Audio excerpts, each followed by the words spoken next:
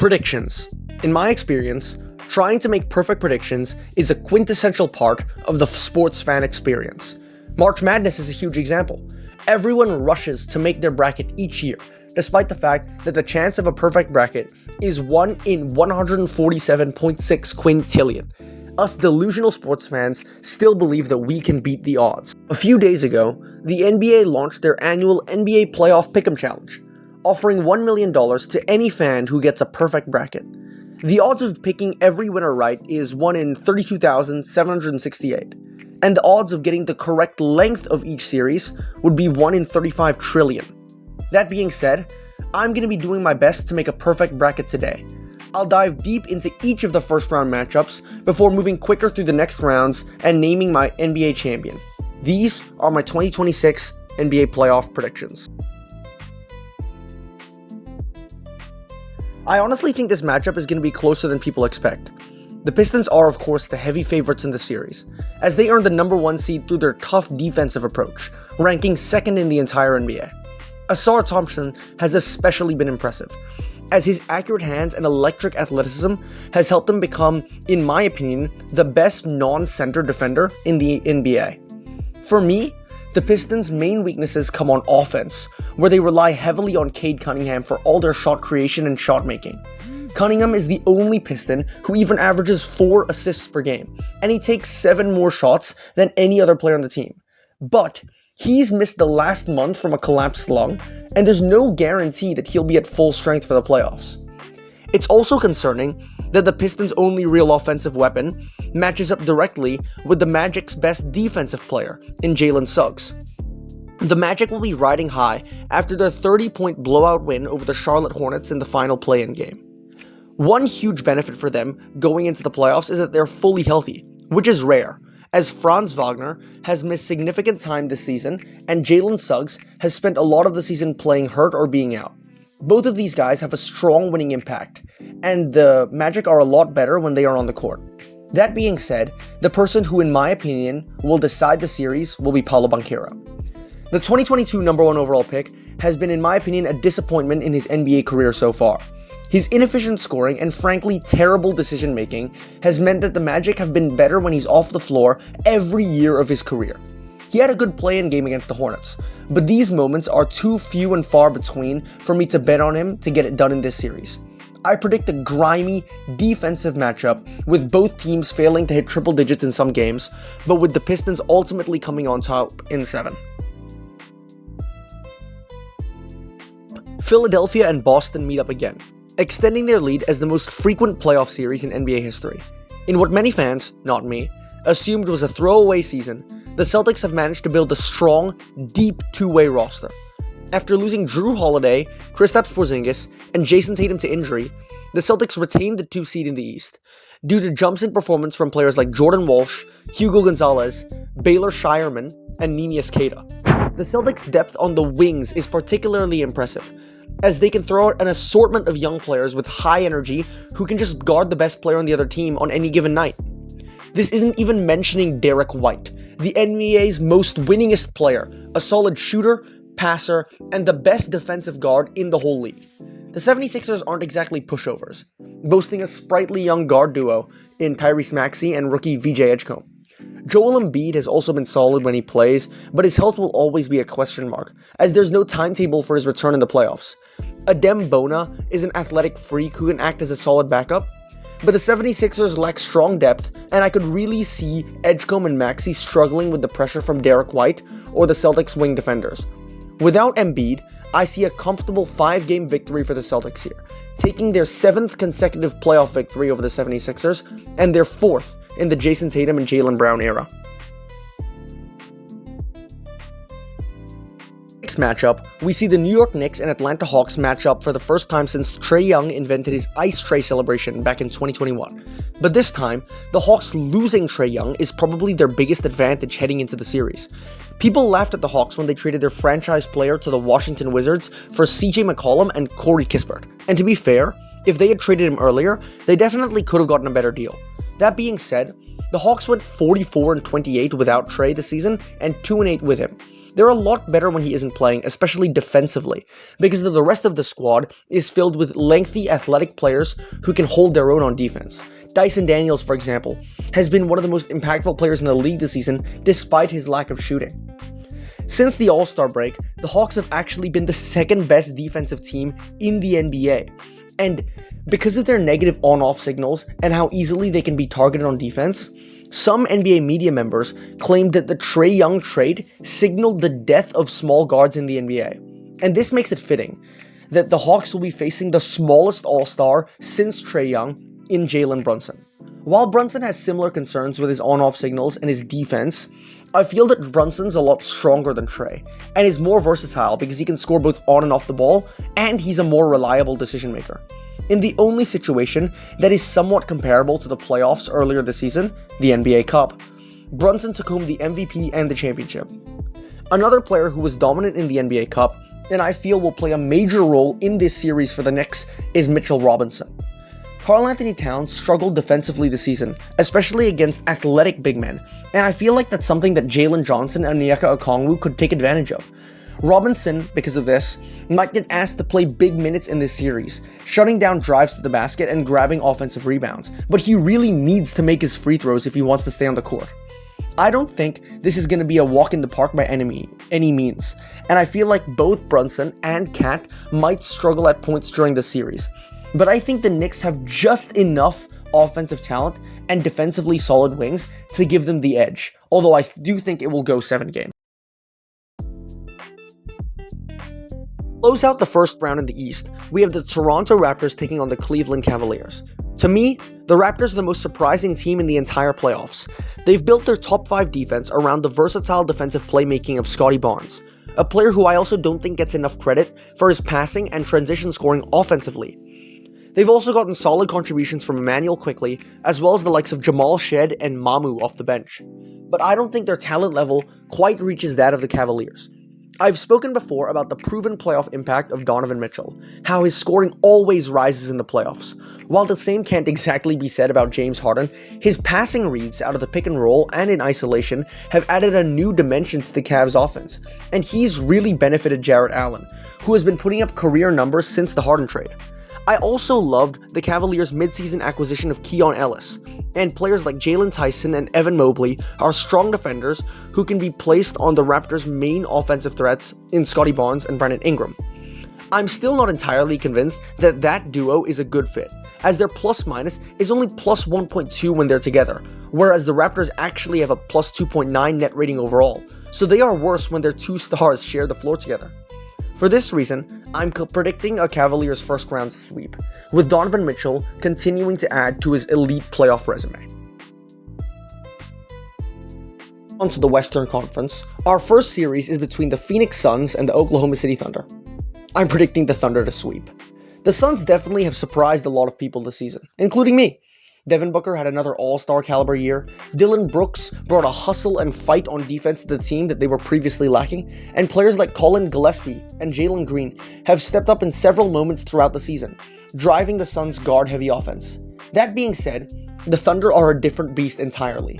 The Thunder have an assortment of perimeter defenders that they can sick at the Suns' ball handlers, like Lou Dort, Cason Wallace, and Alex Caruso.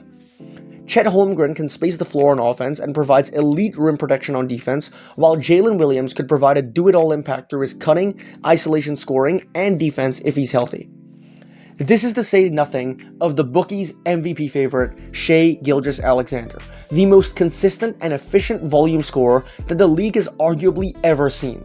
Even off the bench, the Thunder have more than enough offensive initiators who can be productive without Shai, like AJ Mitchell, Isaiah Joe, and Jared McCain.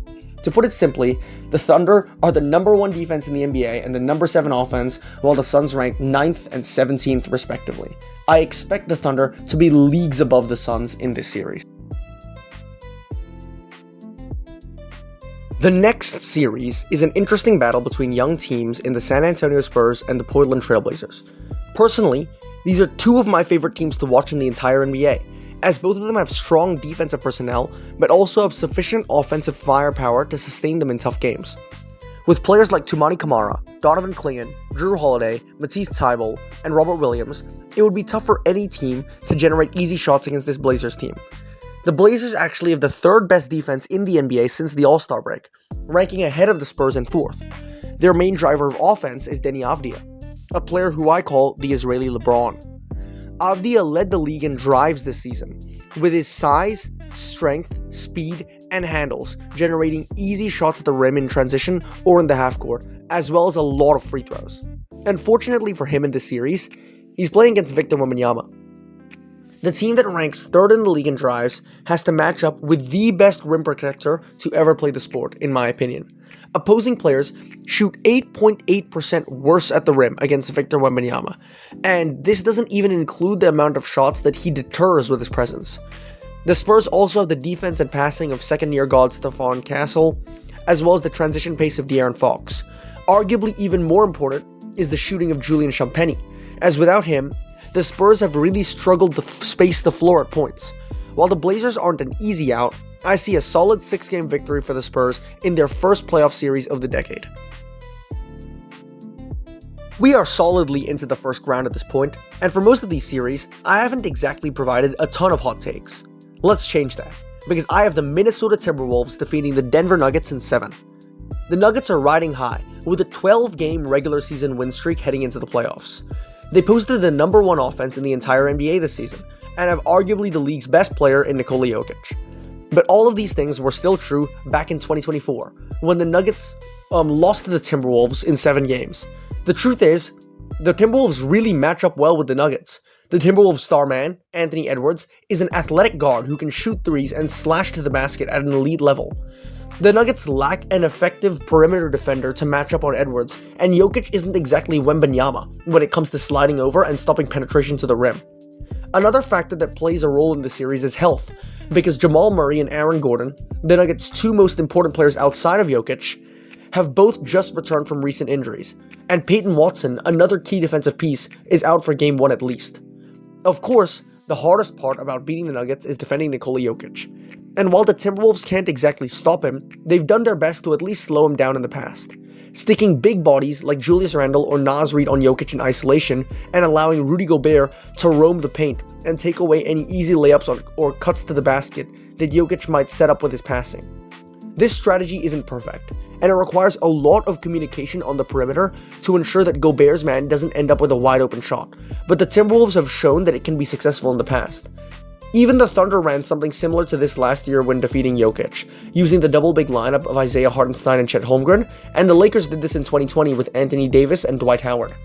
The time is now for Anthony Edwards to take his next step and elevate in the playoffs against the struggling Nuggets defense, which ranks just 21st in the NBA. If he steps up, we could see the upset victory for the Timberwolves in a 7-game series. The situation is really unfortunate for the Lakers, as there's a chance that both Luka Doncic and Austin Reeves will miss the entire series with their respective injuries, meaning that all the offensive responsibility will be shouldered onto the 41-year-old LeBron James.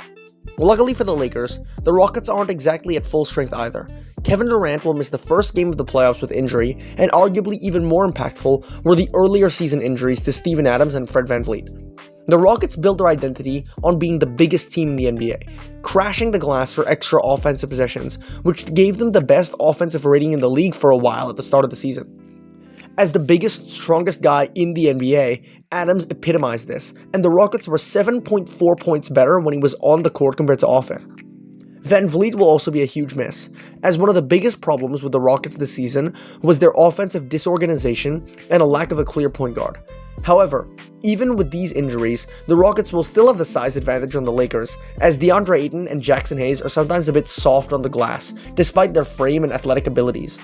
And with Luka and Reeves out, assuming Durant comes back, the Rockets will just have more offensive weapons at their disposal, between Sengun, Durant, Amen Thompson, and their offensive sparkplug off the bench in Reed Shepherd.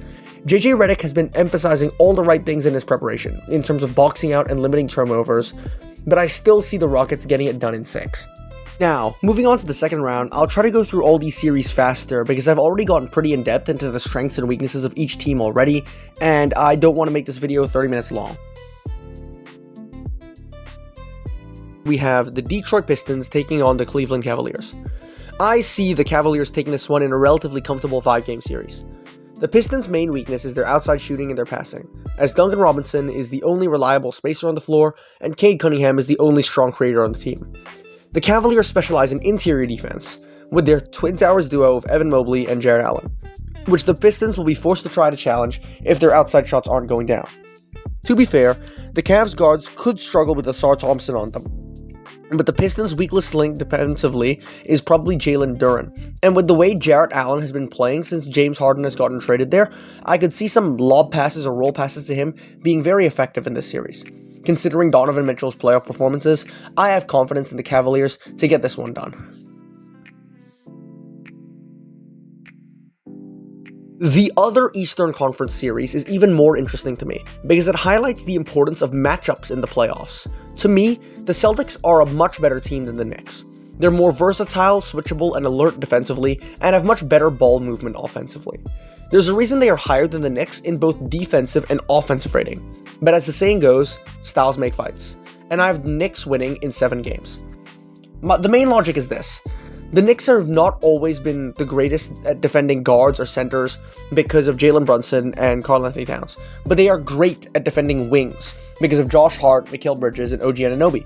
The Celtics offense is generally initiated by their wing players in Jason Tatum and Jaylen Brown. Also, on the other side of the ball, the Celtics are great at defending wings because of Jordan Walsh, Hugo Gonzalez, Jaylen Brown, and Jason Tatum. And while they do have one elite guard defender in Derek White, they're generally weaker at guarding big men. Not to say that they're bad at it, because Neemias Queta has had a great season, but compared to other positions, it's more of a weakness. Because of these matchup issues, the Knicks went 3-1 against the Celtics in the regular season this season, and won their playoff series against the Celtics 4-2 last year. As a Celtics fan, it's unfortunate that this is the matchup, but with the historical data I've looked at, and the way the team styles interact with each other, I would just slightly favor the Knicks in this series, probably in 7. 2 Western Conference series aren't as close to me. I see the Thunder sweeping the Rockets out of the playoffs. The Rockets have a real weakness when it comes to ball handling and setting up their offense. Kevin Durant, Amen Thompson, and Alperen Sengun have all struggled with turnover issues this season. This is something that the Thunder Hounds will be pouncing on and exploiting. Additionally, this isn't exactly a basketball analytics take, but I could see the Thunder fans being extremely hostile towards Kevin Durant in this matchup. 10 years after he left, especially with the ammunition given to them by the KD files. I can already imagine Lou Dort or maybe even Chet Holmgren locking him up, forcing turnovers and making his life a nightmare. The Thunder went 2-1 against the Rockets in the regular season, and the game they lost, they didn't have Shai Gilgeous-Alexander. This sweep could be the loss which, coupled with the leaks earlier in the year, really breaks the Rockets and causes them to restructure or retool their team in a major way. The other series in the West is the Timberwolves against the Spurs. After what I think will be a tough 7-game series with the Nuggets, I don't think the Wolves will have the juice to keep up with the youth of the Spurs in the second round. Anthony Edwards especially will have to go from a relatively easier matchup for him in the Nuggets to being guarded by Stephon Castle and having to penetrate the rim against Victor Wembanyama. Castle has proven to be one of the best man defenders in the NBA this season. I particularly remember him locking down Cade Cunningham over and over again, and I could see the same thing happening with Edwards. This might make the Timberwolves have to put the ball in the hands of Julius Randle, a man who is statistically one of the worst playoff fallers in modern NBA history, and who I think isn't a great decision maker. The series could be fun, as Edwards has shown that he isn't scared of the Spurs, and I can imagine him going up for dunks on Wemby. But to me, the deeper, more well-rounded team with the better ball movement and the elite defense is the Spurs, and I have them winning the series in 6 games. Now, onto the Eastern Conference Finals, which according to my predictions, will be contested between the New York Knicks and the Cleveland Cavaliers. For the record, if the Celtics beat the Knicks in the second round, I would have them easily advancing past the Cavaliers into the finals. But in this matchup, I'm not so sure. This whole time, I've mentioned that the Knicks' weaknesses would be defending pick and rolls with Brunson and Towns. The Cavaliers have 2 of the best pick and roll operators in the NBA, with James Harden and Donovan Mitchell. While Harden isn't huge, he's a lot physically stronger and a more efficient rim finisher than the previous Darius Garland, and I see him taking better advantages of Brunson's defensive weaknesses. The Cavaliers also have a lot more depth than previous seasons, with the development of players like Sam Merrill, Jalen Tyson, the return of Max Strus, and the acquisition of a man who could play a very big role in this series, Keon Ellis. Ellis was acquired from the Kings in the DeAndre Hunter trade, and he stands at 6'5" with a 6'8" wingspan, which makes him one of the most effective defensive players in the NBA. And this season, he is ranked 10th in the NBA in steal rate, and he's second among guards in block percentage, only behind Derek White. If he's the matchup for Jalen Brunson in this series, Brunson will have a very tough time. The Cavaliers' depth and star power is the reason I would pick them to win this series in 6, reaching the NBA Finals. Now, it's time for the most anticipated series in the playoffs, the Oklahoma City Thunder against the San Antonio Spurs.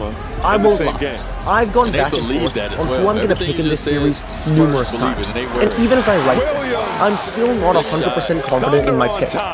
You can make the same argument for the Spurs over the Thunder as you can for the Knicks over the Celtics. It's a bad matchup for the Thunder, because Stephon Castle has shown that he's one of the best defenders on Shea, and Wemby can stop the Thunder's drives to the basket. This has even been shown this season, as the Spurs went 3-1 against the Thunder. I'm still picking the Thunder. My main reasoning for this is the shooting.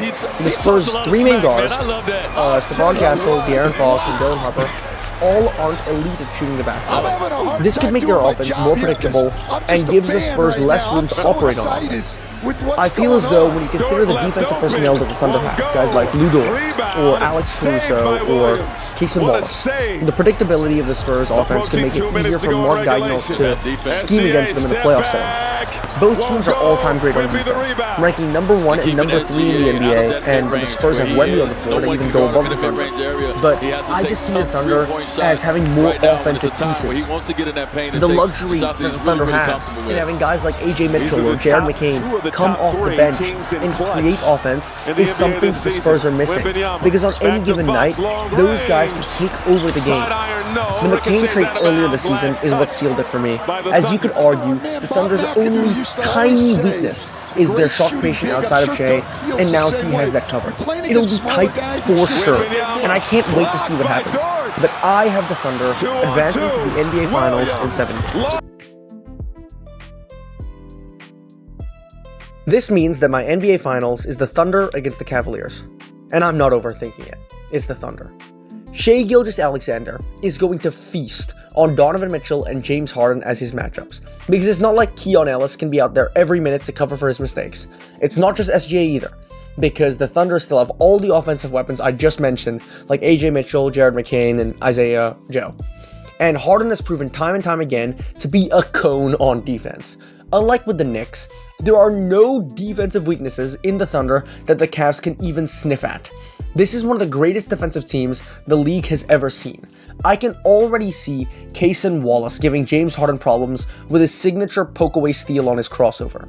I think if it was the Celtics instead of the Cavs, I might see the Thunder in a bit more trouble. But in this matchup, I see a comfortable 5-game win for the Thunder, becoming the first back-to-back NBA champions since the Golden State Warriors. It's not exactly the most exciting prediction out there, but I truly believe that this team is something special. Now, before I end this video, I'll make one more set of predictions for my all-playoff team, which is just one player in every position who I expect to stand out in this year's playoffs. At point guard, I'll go with SGA, who I think is going to win both Finals MVP and League MVP. Between his rim pressure and his decision-making and his consistency, he's really going to push himself into those all-time discussions at the end of these playoffs. At shooting guard, I think Anthony Edwards is going to have another great playoff run, elevating himself again with some huge moments I can see against both Jokic and Wemby, potentially. And at small forward, I feel like OG Anunoby is going to have a great playoffs, especially in the second round, where I can see him taking advantage of Jaylen Brown's questionable handles to lock him up, or even against Jason Tatum, if Tatum is trying to force up too many shots and try to be a star. At power forward, it's kind of cheating, but I'll throw Victor Wembanyama in here. We've never seen him in the playoffs before, but his monster defensive impact and his unique offense is definitely going to translate from what we saw in the regular season. Finally, at center, I'll put Jarrett Allen. He once said that the lights were too bright in the playoffs, but when he's being set up for lobs by Harden and he's in matchups against Cat and Duren, I feel like he could be very good in these playoffs. So that's it. That's my NBA playoff predictions. Bit of a different video today, but like I said, I'm a delusional NBA fan who thinks he can beat the odds and make the perfect bracket. I've never asked for this before, but I'd really appreciate it if you guys could like the video and subscribe, because I put a lot of time and research into this stuff, and I'll see you guys in the next one.